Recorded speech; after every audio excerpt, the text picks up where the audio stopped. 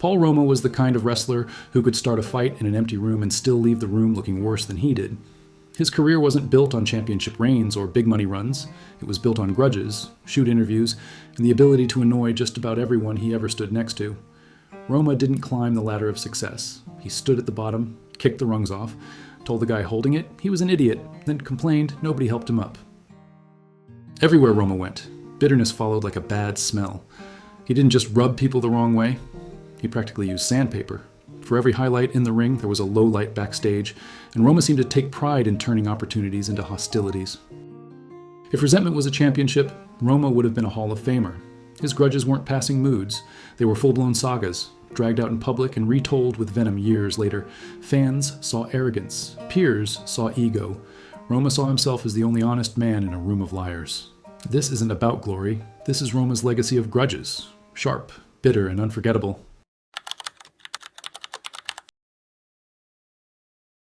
Roma didn't just clash with management and fans, he clashed with his own tag partner. When Power and Glory first formed, Roma recalled Hercules giving him a look like he wanted to stab me. That's not exactly the start of a brotherhood, more like a murder trial waiting to happen. In the ring, they clicked enough to get reactions, but backstage it was frostier than a freezer's aisle at a grocery store. Roma admitted the tension never fully went away, and it made every day on the road a subtle war of patience and ego. The WWF's handling of Power and Glory only added fuel. Roma claims management deliberately held them back. No merchandise, minimal pushes, and then an abrupt split just as the team started gaining momentum. Roma said the office punished them for being too good without the chosen one's stamp of approval. Every match, every promo, Roma felt like they were fighting against the company more than their opponents. Roma didn't exactly describe Hercules as invested either. He said Herc was distant, sometimes resentful, and often appeared more interested in leaving the building than backing him up. That attitude turned what could have been a solid team into a powder keg. Roma constantly braced for the next blow, whether from management or his own partner. Looking back, Roma's anger was aimed at management and at Hercules. Power and Glory could have been iconic. Instead, Roma says the company blocked the merchandise, blocked the push, and blocked the future. And Hercules? He just blocked Roma. Every handshake backstage felt like a battlefield. It's one of Roma's most bitter chapters. A team destined for greatness, buried under backstage politics, mistrust, and ego.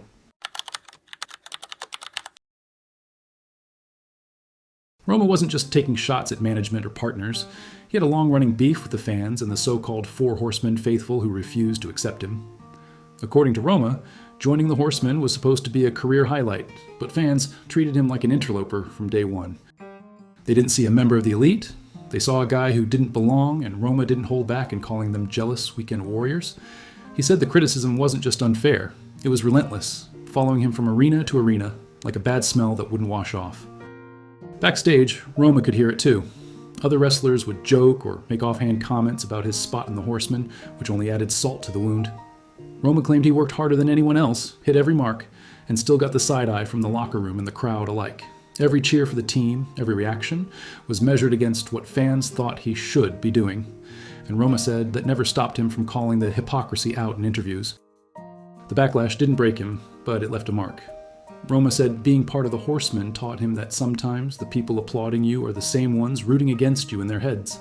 Fans hated his look, his style, even his name being on the roster. And Roma ate that hate like it was breakfast.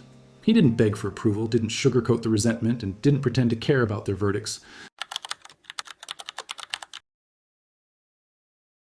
Roma didn't just call out DiBiase, he roasted him alive.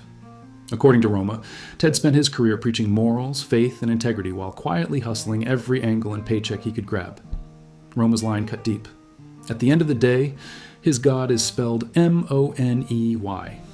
That's not a metaphor. That's a verdict on a man wrapped in a halo while treating loyalty like it was a coupon to be cashed whenever convenient. Roma said the problem wasn't ambition, it was hypocrisy.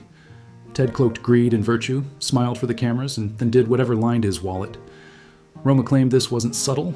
Every backstage move, every business choice, every moral lesson he pushed, all profit-driven PR, and Roma saw it. He said that when push came to shove, Ted would pick money over loyalty time and time again. Roma's words didn't come in the heat of the 80s locker room. They came decades later when he had nothing to lose and no reason to hold back. In shoot interviews, he unloaded on a man he saw as a walking contradiction. Fans might have still bought the polished image, but Roma tore it apart, saying the morals were just a mask and the reality underneath was pure hypocrisy. Roma's final judgment was brutal. Preachings were scams, morality a facade, and lessons worthless. Calling out Ted wasn't optional, it was necessary. Roma did it publicly, mercilessly, and left a scar that still stings decades later. Roma didn't just dislike Hogan, he flat out challenged him to a real fight. On the Power and Glory podcast, Roma went in with no filter. I'm talking about none other than brother Hulk Hogan. I'm going to slap the taste of brother out of his mouth. That's not heat. That's Roma, basically telling Hogan he'd rather see him unconscious than on another t-shirt. The grudge came from a personal story. Roma recalled a disabled child showing up late to a Hogan meet and greet. Instead of sticking around a few minutes, Hogan allegedly walked out. Roma never forgave it. He branded Hogan selfish, saying the act exposed the real man behind the bandana, a guy more interested in clocking out than giving joy to a kid who needed it most. For Roma, that wasn't just rude. It was career-ending evidence that Hogan's hero aura was as fake as his spray tan. Roma went further, saying he'd meet Hogan in an octagon and didn't even care if he lost.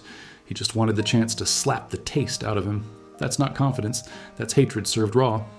Hogan might have called everyone brother, but to Roma, he was just another fraud with a bad dye job.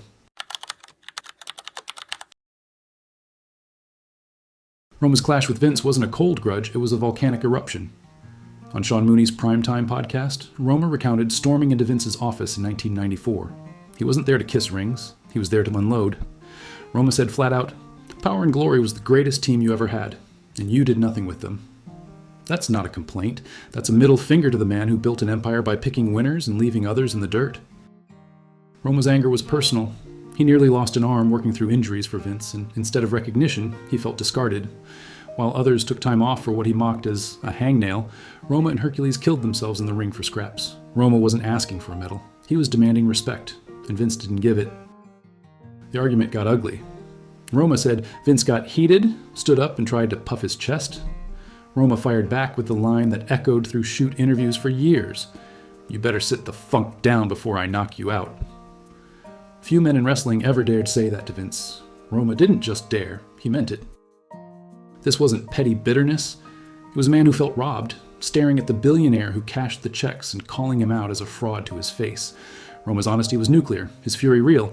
And if security hadn't been nearby, Vince might have left the office with fewer teeth than his wrestlers. Roma never sugarcoated anything, and that's why his grudges hit harder than most people's punches. He wasn't trying to play politics or rewrite history, he was burning it to the ground. Every story, every beef, every outburst showed the same thing. Paul Roma was never built to bow down. He was built to speak up, even if it cost him everything. Well, that's all for today. I hope you enjoyed the video. If you did, hit that like button, smash subscribe, and stick around, because the next round of Wrestling Grudges is going to be even nastier. And trust me, if Paul Roma was watching, he'd tell you the same thing. Don't miss it, or you'll regret it. Thanks for watching.